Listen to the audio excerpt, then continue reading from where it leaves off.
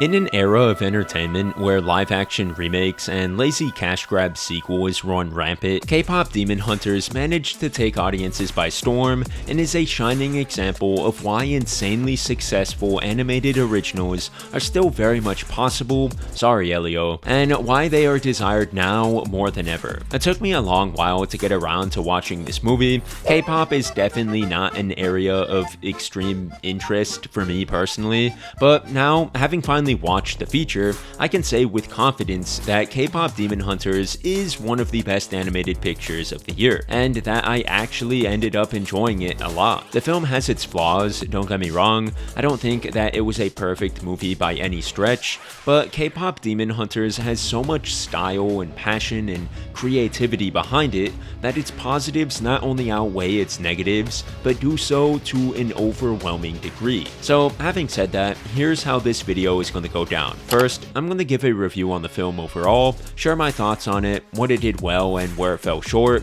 and then I'm going to talk a little bit about how this movie fits into the current entertainment landscape and why its success comes at a great time and why we need more films like it. Oh, and if you end up enjoying the video, then like and subscribe or whatever. I don't really care. Yes, I do care. I'm so sorry for acting like I don't care. Please subscribe or I'm literally going to die. Kpop Demon Hunters takes place in a world where demonic forces lurk in the underworld, waiting to spring forth into the earth in order to feed their king, Gwi-ma. The only thing holding Gwi-ma back from conquering the mortal realm is a magical barrier known as the Honmun, which is created when hunters unite people together through their music. Each generation has had their own version of hunters, and the protectors of this generation are Rumi, Mira, and Zoe, a K-pop group known as Huntrix. The film picks up right before the group is about to unite enough people together to create a golden Honmun, which will seal away Gwi-ma forever. However, before the golden Honmun can be formed, a group of demons disguised as a K-pop boy band named the Sasha Boys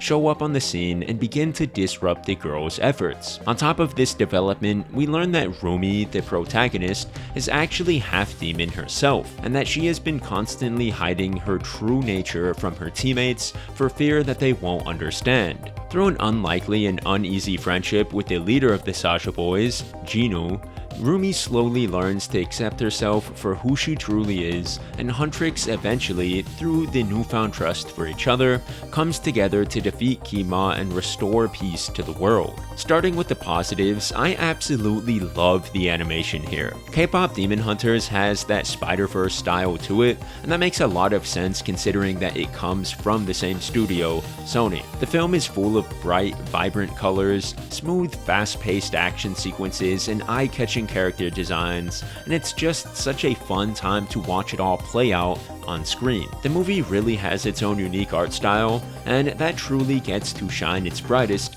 during the many musical numbers scattered throughout. Are you taking notes, Pixar? This is the magical, creative, genre-reshaping type of animation that captures people's attention and interest, not the lame, uninspired, up-teenth beanhead style or hyper-realistic style that's been done a million times by you guys before. Again, sorry Elio. When it comes to the writing, I must say that Kpop Demon Hunters nailed perhaps the most important aspect of movie writing, which is having likable, entertaining, and compelling characters. Rumi, Zoe, and Mira all have so much personality and screen presence and charming characteristics, while also being deep, complex, and cleverly written characters, each with their own flaws that they need to overcome. The girls all work so well with each other.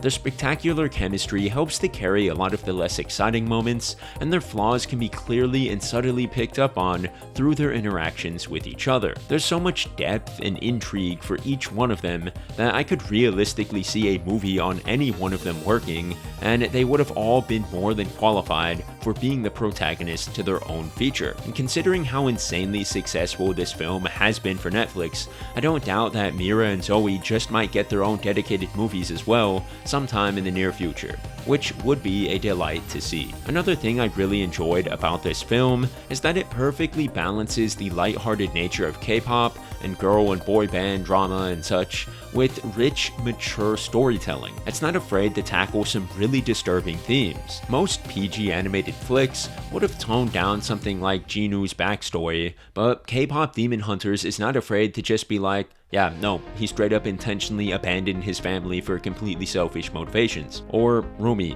yeah, you're like actually an accident, your mom didn't mean to have you, and you feel so ashamed over who you are that you actually just want to straight up commit unalive. And you know what? It's precisely because of its darker themes that the film feels so powerful, that its characters feel so compelling. Gino feeling intense guilt and not forgiving himself for his past actions, yeah, that feels a lot more understandable and realistic because the movie didn't tone down his backstory. Rumi's song of acceptance and being at peace with who she is, that feels so much more rewarding and impactful considering the very dark place she was in just a few scenes ago. The film may be rated PG, but it definitely has mature elements to its story that have substance for all age groups, and in my opinion, those are the best kinds of stories. Ones that can be enjoyed by all audiences no matter how old they are. Having yapped about the animation and characters though, I also want to give a huge shout out to the music in this movie. I am by no means a K-pop fan,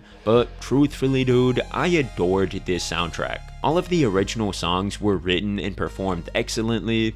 There were definitely a few catchy tunes that will stick in your head for a few days, and I don't think that there was a single miss in the entire lineup in my opinion, which really is a testament to the awesome work put into the music production for this film. When such a large part of the story revolves around music, it really does help to have, good music. And thankfully, Kpop Demon Hunters checked all the boxes on that department and will get no complaints from me. And the way that each song is expertly utilized to reinforce the themes of the film is also pretty neat as well. That one scene where the demons switch up the song Takedown on Rumi, flipping the reveal or expose the inner demon lyrics on her and her demon side, that was just a really clever reversal right there. And it's just one example of many, of how the film uses its music to reinforce its themes. The pacing was also refreshingly fast, at barely 95 minutes, and moves along at a very brisk pace. Things happen really quickly, and a lot of the times that is a good thing.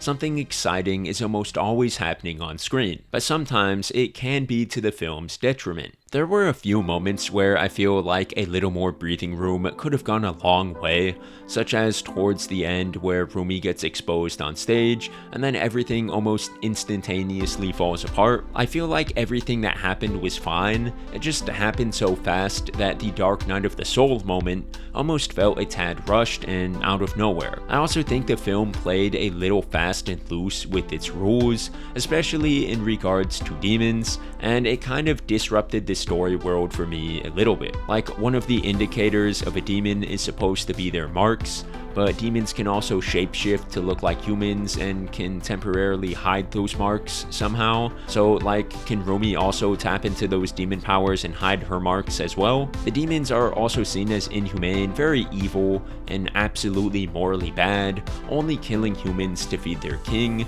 But then Jinu is not like that for some reason. Like, compared to all the other demons, bro feels way more like a human than like a demon.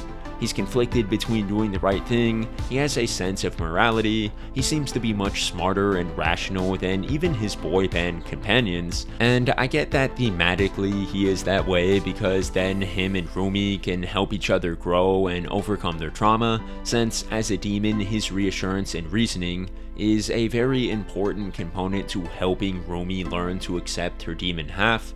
But narratively, like, why does no other demon seem to be nearly as intellectual or conflicted as Jinu? The main antagonist, Gwi-ma, is also kind of generic and is just like a really generic, powerful, evil demon guy who is just evil because he is evil. And even though that works fine for the film, like, it's just fine, it would have been even better, in my opinion, if the main antagonist wasn't so one-dimensional and had a little more depth and personality. Gwi-ma pretty much feels like an average Marvel villain, like bro was basically just the MCU version of Dormammu, and it would have been cool if he could have been a little more than that, even if the film works fine regardless. Although there are a few things I could nitpick or criticize here and there, I don't want to give off the impression that I was in any way disappointed by Kpop Demon Hunters. Much the opposite, rather. I was pleasantly surprised. A film that I thought I would enjoy mostly for the animation alone really won me over with its strong, mature writing, its culturally inspired creativity, and its absolutely fire music. Again, it's one of the best animated movies of the past few years, and that's pretty impressive if you ask me. As a transition to our next segment, please enjoy Sony and DreamWorks giving Pixar the Wombo Combo. Again, sorry Elio.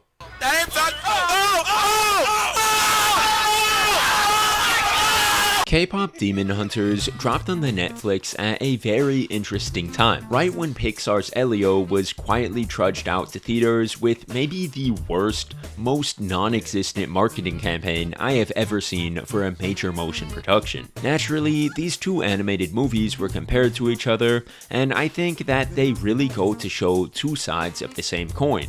That coin being unique animated originals. On one hand, with Elio, you had an animated original that significantly underperformed at the box office and was mostly a certified dud. And I get that a lot of that was due to the poor marketing and the behind-the-scenes drama, but regardless, the film still failed in a big way financially. Disney even put out a statement, essentially victim-blaming the fans, saying, "Stop asking for originals if you won't watch them," even though one could argue that a lot of Elio's problems and issues came from the corporate meddling that happened. So, if anything, maybe it's your fault, Disney. But regardless, this Elio bomb came just after the huge success of the uninspired Lilo and Stitch live-action remake, which was a lazy cash grab that was meant to go to Disney Plus originally, before the suits figured out that it would make way more money if they gave it the Moana 2 treatment and just touched it up a bit and then gave it a theatrical release. The How to Train Your Dragon live-action remake was also released around this time period and was also a huge success, which, though it was a decent movie, its success still reinforced the idea that farming sequels and remakes is financially much better than directing creative effort into new ideas and stories. Like I had mentioned at the beginning of the video, the entertainment landscape nowadays is oversaturated with nostalgia. Original stories are getting drowned out by all the rehashes, and a huge bomb like Elio only seemed to reinforce that idea. But that's exactly why Kpop Demon Hunters was so important. Its outrageous success came at the perfect time, showing the clear viability and profitability of animated originals. The animation industry needed Kpop Demon Hunters. It needs more original stories that aren't afraid to tap into cultural roots and push the boundaries of the medium with unique style and flair. In a time where sequels and remakes run rampant, we need more films like Kpop Demon Hunters that undeniably prove that audiences are still hungry for great originals and that studios should still dedicate energy and resources towards producing those original movies. So overall, I loved Kpop Demon Hunters. What it did well, the message it sends to entertainment studios, it's a very fun watch, still held back from legendary status by a few noticeable flaws, but amazing nonetheless. I'd highly recommend it to anyone who's even remotely interested. We need all the support we can get for movies like this, especially nowadays.